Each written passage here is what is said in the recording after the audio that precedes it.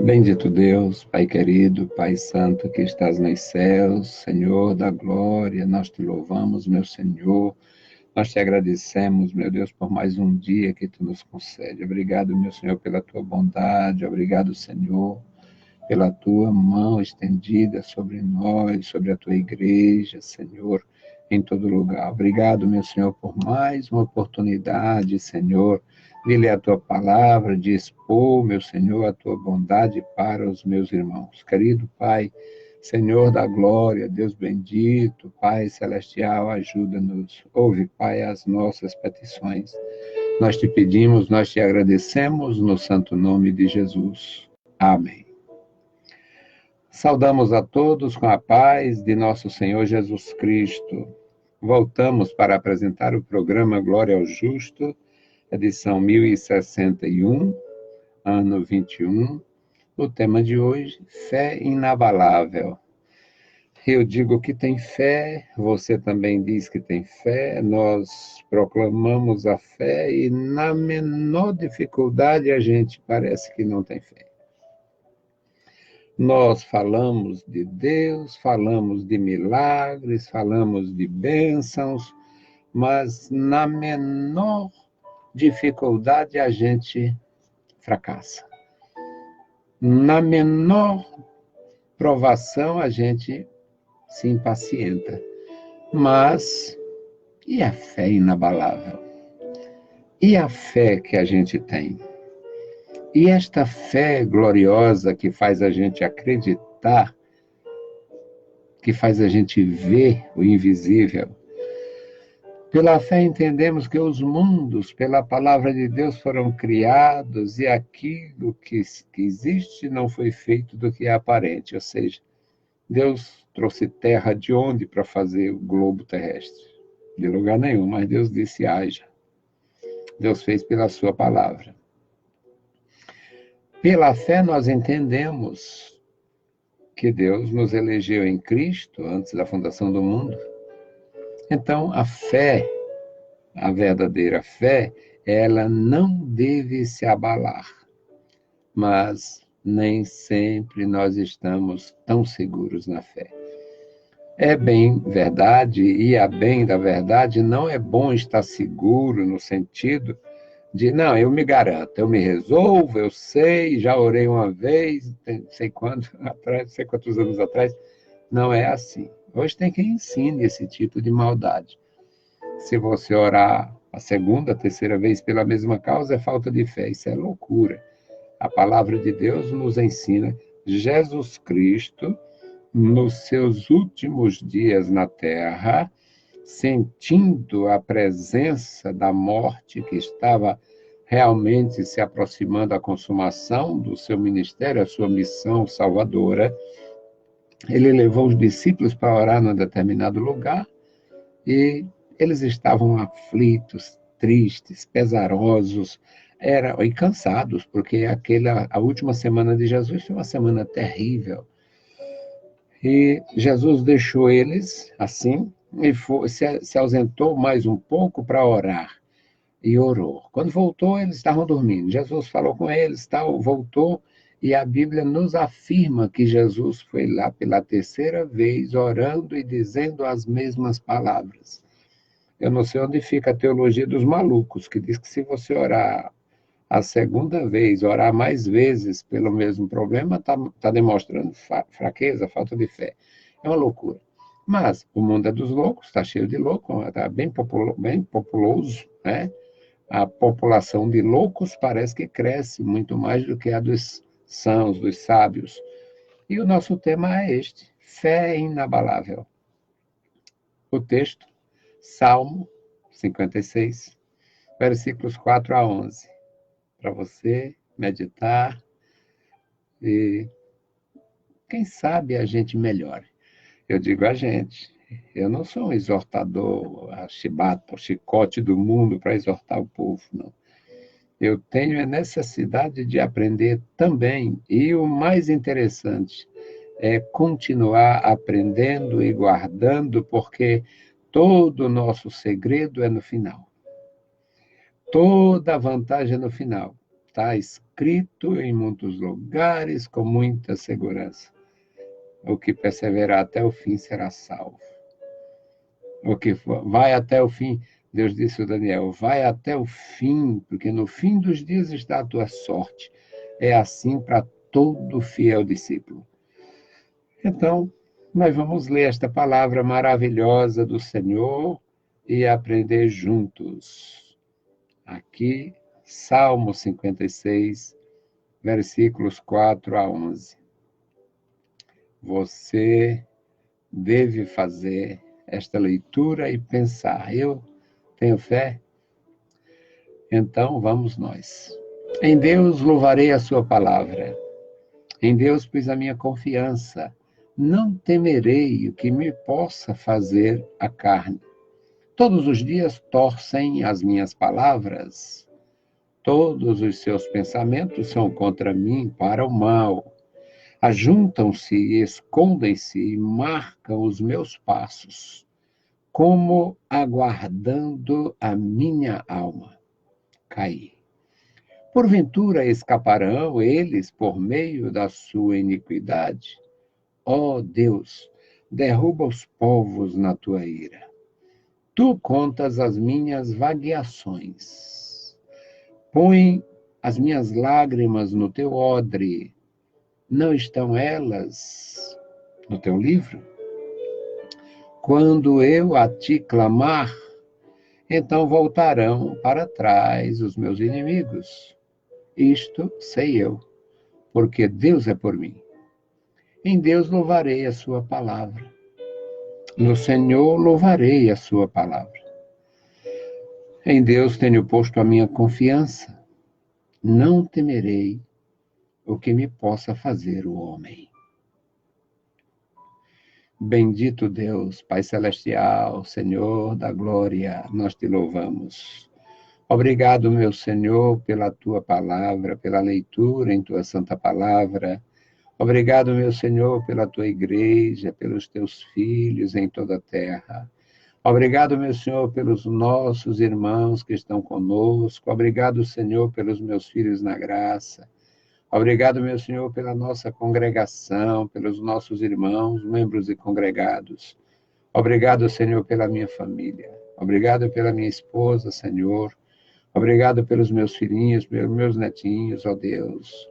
Obrigado, meu Senhor, pela tua bondade em nos confiar, Senhor, participar do teu reino, da tua palavra, meu Senhor, na tua igreja, como instrutores. Querido Senhor, Deus bendito, Senhor da glória, Deus eterno, estenda as mãos sobre os meus irmãos, abençoando crianças, jovens e adultos, abençoando cada família, dando graça, Senhor, dando interesse pela tua palavra santa. Senhor, cria interesse em nós, no nosso coração. Senhor, nos ensina, Senhor, a confiar. Ajuda, Senhor, ajuda cada um de nós. Nos dá graça, Senhor, para confiar. Nos dá, Senhor, a fé inabalável. Nos dá, meu Senhor, a graça para crer e para ir, Senhor, em direção ao teu caminho, ao teu reino, à tua casa, ao teu lugar santo, Senhor, pela fé. Deus misericordioso e bondoso abençoa os que estão fragilizados pela enfermidade, pela idade, Senhor. Abençoa e guarda os meus irmãos. Guarda o teu povo, os nossos ajudadores. Ó Senhor, muito obrigado pelos meus irmãos, meu Senhor, que nos ajuda nas emissoras, na nossa programação, nos patrocinando, Senhor, o nosso ofício. Amado Pai, Deus bendito, Senhor dos exércitos celestiais, estenda as mãos sobre eles. Em nome de Jesus Cristo, Senhor, te pedimos. Em nome de Jesus Cristo, Senhor, te agradecemos. Amém. Louvado seja para sempre o nosso Senhor. Meus queridos irmãos, é uma bênção do céu a gente crer. A fé é muito confortadora. Eu não sei se seria correto, se seria coerente da minha parte, se seria verdadeiro da minha parte, eu dizer para você, eu sou um homem de fé. Eu não tenho assim tanta ousadia para falar de mim mesmo. Eu tenho um grande privilégio, que é o privilégio da perseverança. Deus me deu muita graça para perseverar. Eu não tenho dificuldades em relação às provações. Acho absolutamente natural o mundo rejeitar a palavra, acho absolutamente natural os ímpios, os devotos, idólatras, incrédulos e ímpios e iníquos de todas as naturezas reprovarem o Evangelho, porque o Evangelho ele é limitador. O Evangelho é limitador. O apóstolo Paulo disse que estava crucificado. Ele disse, eu estou crucificado. Qual a atitude que um homem crucificado pode tomar? Um homem crucificado pode falar. Jesus falou crucificado. Um homem crucificado pode pensar. Um homem crucificado pode orar. Um homem crucificado pode até blasfemar. O ladrão blasfemou. Um homem crucificado pode até se remir, pode até se arrepender, pode até pedir socorro. Mas um homem crucificado não pode abraçar o inimigo, o amigo, mas também não pode ofender, não pode esbofetear o inimigo. Um homem crucificado, ele não pode fazer o mal. Um homem crucificado pode até pensar o mal, mas ele não pode fazer o mal. Um homem crucificado, ele pode até pensar em descer da cruz, mas ele não pode descer da cruz. Se está crucificado, ele está preso a um compromisso. E isto não agrada. O Evangelho não agrada a levianos. O Evangelho não agrada aos falsos livres. Aqueles que proclamam a liberdade para fazer o mal, liberdade para pecar, para errar, para ofender. O Evangelho, para esse tipo de gente, o Evangelho é algemas. Para esse tipo de pessoas, o Evangelho é algemas. Representa, significa, funciona como algemas. A algema tira os movimentos, a algema limita. Bom, então, o que sobra para o homem crucificado é pensar. Pensar, corrigir, recorrer, reconhecer, tudo com pensamentos e palavras. E os pensamentos e as palavras foram e são até mesmo os atos mais poderosos da ação de Deus. Pela fé entendemos que os mundos, pela palavra do Senhor, foram criados. Então, o versículo primeiro desta leitura, Salmo 56:4, diz, em Deus louvarei a sua palavra, ou louvarei a Deus pela sua palavra. Nós temos uma grande dificuldade, mas mesmo assim eu prefiro a Bíblia corrigida, porque ela foi corrigida quase que, ela foi traduzida quase que ao pé da letra. E tem coisas que não parecem muito sentido. Em Deus louvarei a sua palavra, eu, fazendo tradução livre, eu traduzo, louvarei a Deus pela sua palavra. Eu fiz traduções livres, eu sou metido afoito em umas coisas, e eu já fiz traduções livres de salmos, de alguma coisa, e uma das vantagens da tradução livre é que você pode facilitar a compreensão das pessoas, mas não significa que fica legal, ou melhor, fiel aos textos antigos, já que não temos originais, mas temos cópias muito antigas. Então, louvarei a Deus pela sua palavra seria uma boa tradução livre, mas assim está correto, muito embora quando você faz a tradução, tem palavras que você mudaria de local e ela não mudaria o sentido, simplesmente melhoraria a compreensão. Em Deus pus a minha confiança, ou seja, eu louvo a Deus pela sua palavra e eu pus pela palavra, pelo que eu entendi, pelo que eu recebi. Ao receber a palavra, eu passei a confiar. E eu não temerei o que possa me acontecer em termos de matéria, o que me possa fazer a carne, o que possa agir contra mim, o que possa se levantar contra mim em termos de carnalidade, de espiritualidade contrária, eu não temerei. Eu confessei Cristo aos 16 anos, na Igreja Evangélica Assembleia de Deus, estou com 67, na Igreja Evangélica Assembleia de Deus, nunca arredei o pé, tenho excelente relação com os meus amados irmãos, tenho profundo respeito pelos batistas e presbiterianos, tenho grandes amigos, extraordinária relação de amizade e respeito com os meus irmãos de outras igrejas.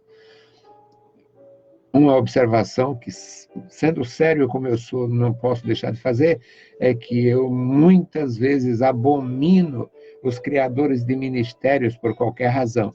Eles criam ministérios por qualquer coisa, eles saem por aí criando ministério, mas geralmente a maior força, ou seja, o principal objetivo é lucrar, é ganhar algum dinheiro, é ter alguma coisa que eles não tinham de outra forma. E isso me faz muito resistente à aprovação. Ou seja, eu tenho profundo respeito pelos meus irmãos até antipentecostais, portanto, diferentes de mim, porque eu creio na atualidade dos dons, eu permito que Deus me use através dos dons, com os seus muitos dons, e eu louvo a Deus pela minha igreja, que ainda é cheia de dons.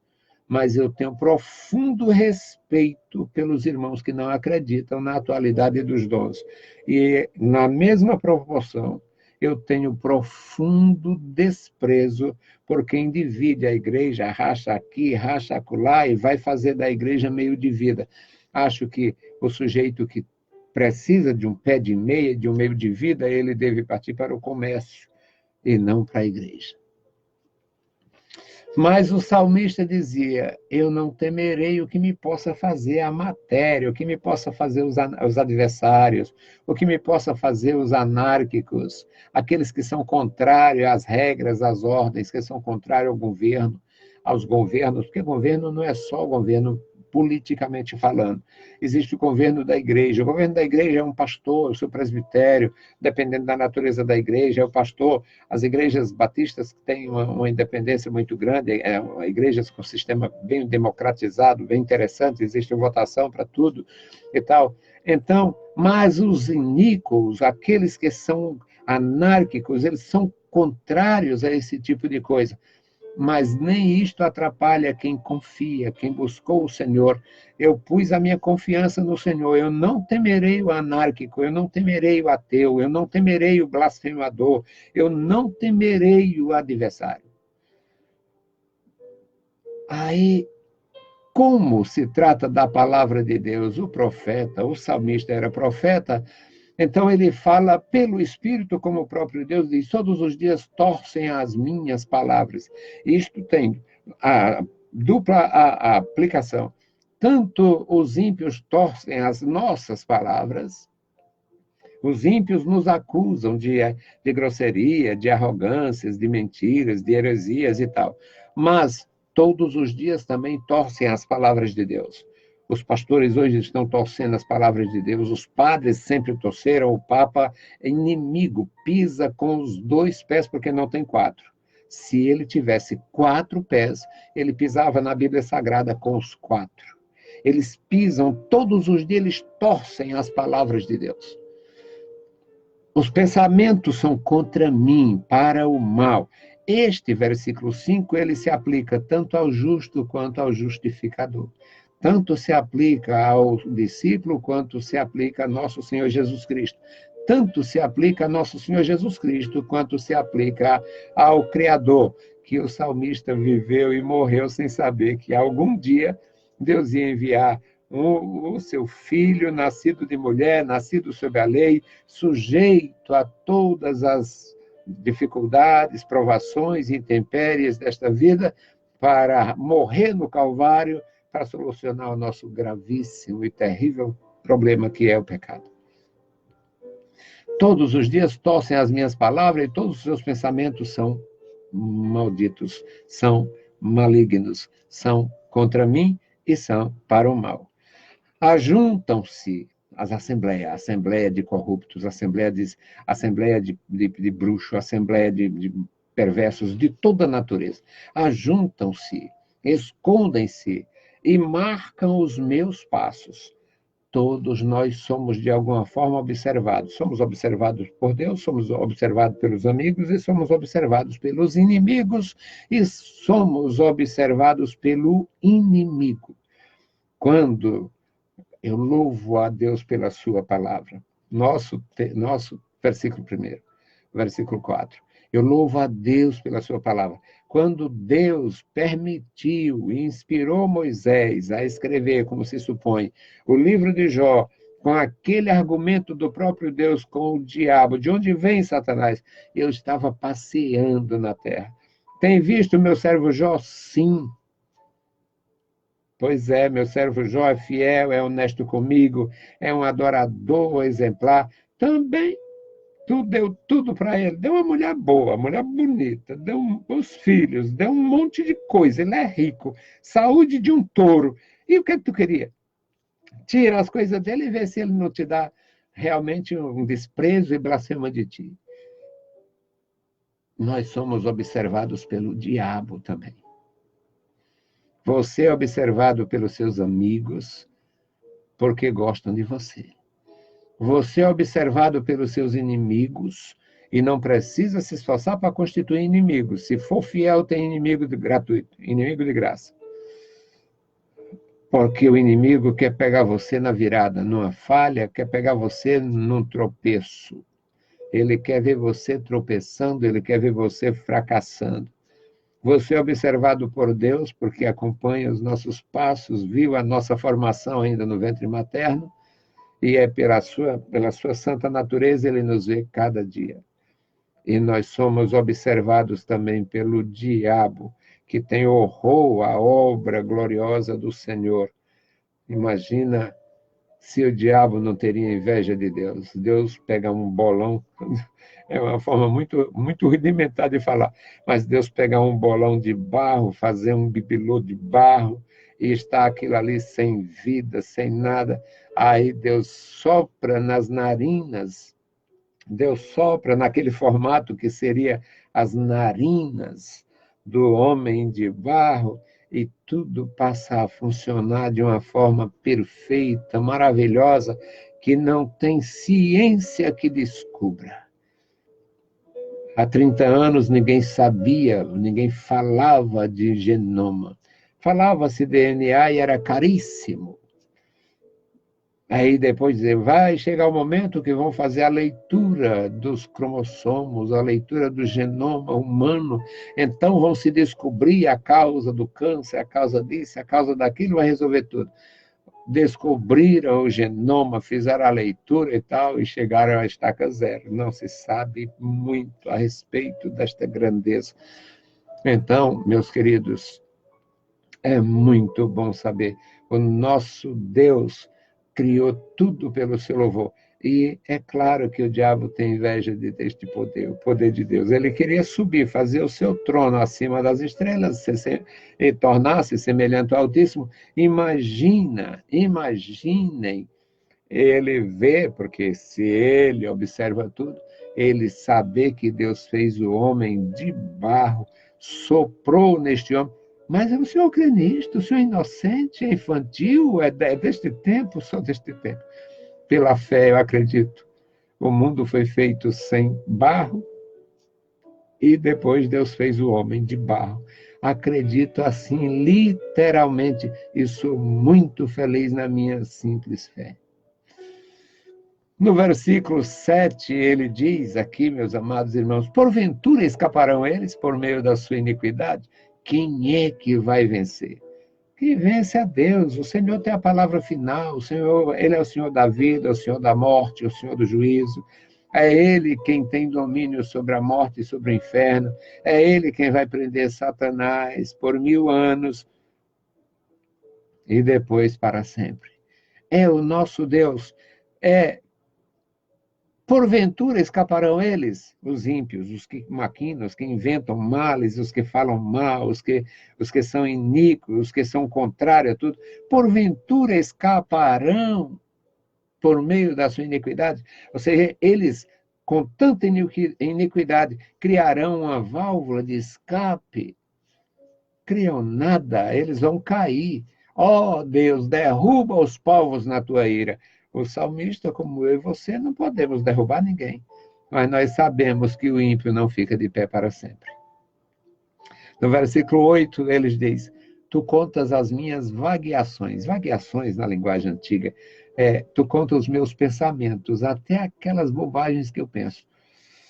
Vagueações. Às vezes a gente pensa, quantas pessoas pensaram e escreveram, que me dera asas, se eu pudesse voar, até hinos tem, se eu pudesse voar, tomar as asas da alva, estaria, né, para estar em Canaã, aquela coisa maravilhosa do nosso povo simples de outrora, que agora está sendo extinto.